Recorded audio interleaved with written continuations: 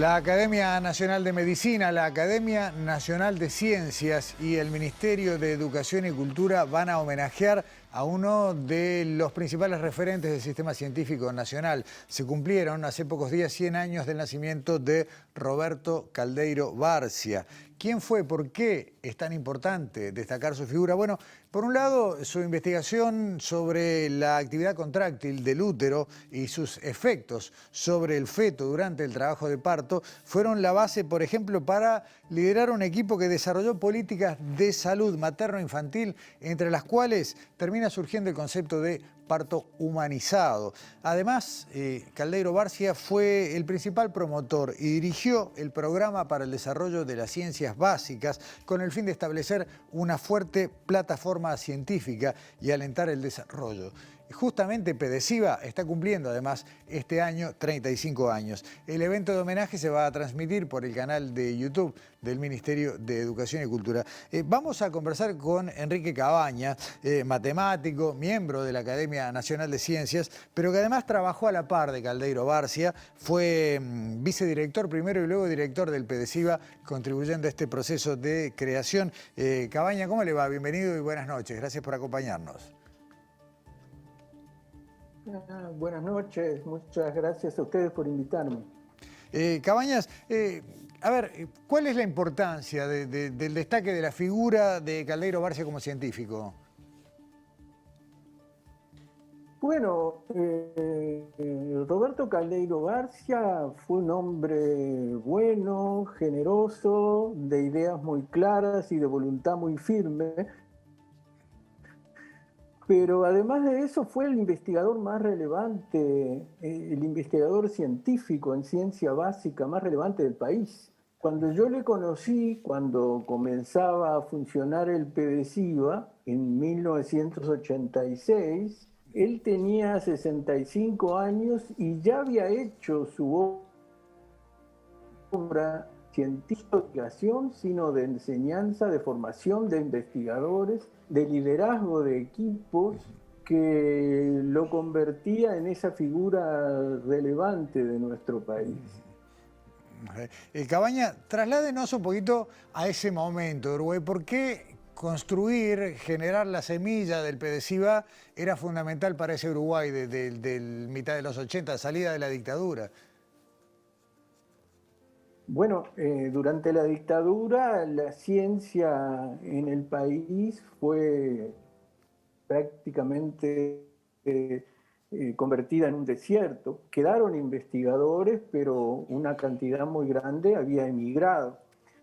Cuando después del plebiscito de 1980 se vio que podíamos pensar en volver a un plazo relativamente breve a la democracia, algunos de los investigadores residentes en el país, sobre todo del Instituto Clemente Estable y oficinas de Naciones Unidas, se pusieron de acuerdo en poner en marcha un proyecto, un programa preparatorio para estudiar la factibilidad de instalar un programa de desarrollo de la ciencia. Y se hizo un seminario en diciembre de 1984 que resolvió proponer la creación del PEDESIVA. Le llevamos el proyecto al presidente electo, el doctor Julio María Sanguinetti, que estaba ya atendiendo en un hotel de la Ciudad Vieja, y tuvimos una recepción favorable, por cierto. En mayo del año siguiente, ya instalados el gobierno democrático y la Universidad Democrática, se ultimaron, digamos, los detalles del proyecto, que iba a ser un convenio entre el Ministerio de Educación y Cultura, la ministra era la doctora de la Reta, y la Universidad de la República, el contador Samuel Liste, quien era el rector.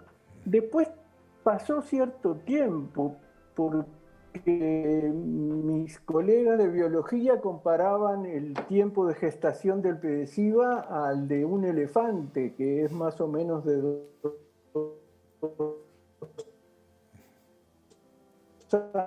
años, porque recién de la revisión directiva del programa en octubre del 86 y en diciembre, recién el 3 de diciembre, se financió y ahí empezó a funcionar.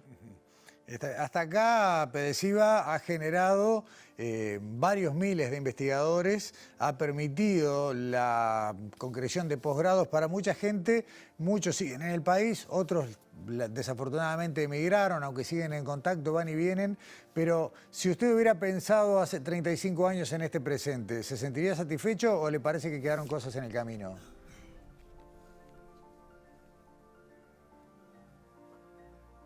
Hace 35 años pensábamos en el presente de entonces y tratábamos de hacer las cosas de la manera que nos parecía más adecuada. Y por cierto, el PEDESIVA en aquel momento no tenía socios como ahora tiene, no existía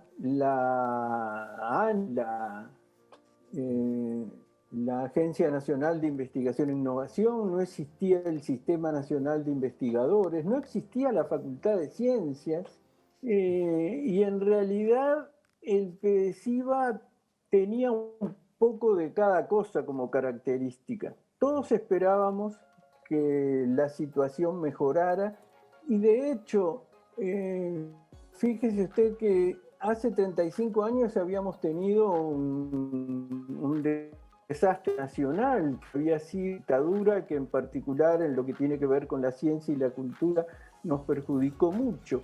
En estos años hemos tenido un desastre natural que ha sido la pandemia y durante ese proceso, durante ese tiempo, pasamos de empezar a formar, a mejorar las capacidades científicas del país, a tener ahora una cantidad de científicos de ramas muy diversas. La diversidad en esto es muy importante y el PEDESIVA la cultivó siempre. Las directivas de Caldeiro iban en el sentido de favorecer la investigación de calidad, no orientaciones en uno o en otro sentido.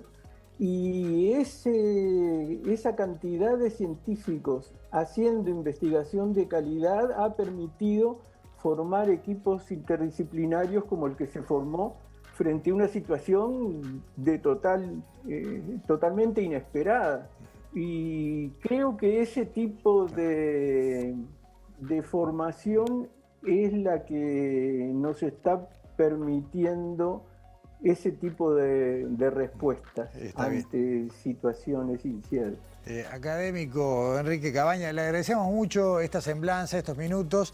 Tendremos, espero, de aquí a fin de año varias instancias de homenaje a Caldeiro, también los festejos por los 35 años de PEDESIVA que se vienen, cosas que vamos a resaltar y sobre todo a valorizar. Muchas gracias por esta conversación y nos seguimos viendo. Muy bien, con mucho gusto. Buenas tardes. Hasta luego, buenas tardes. Cerramos sobre ciencia, llegamos hasta aquí y por supuesto los esperamos aquí en TV Ciudad la semana que viene. Que tengan buenas noches.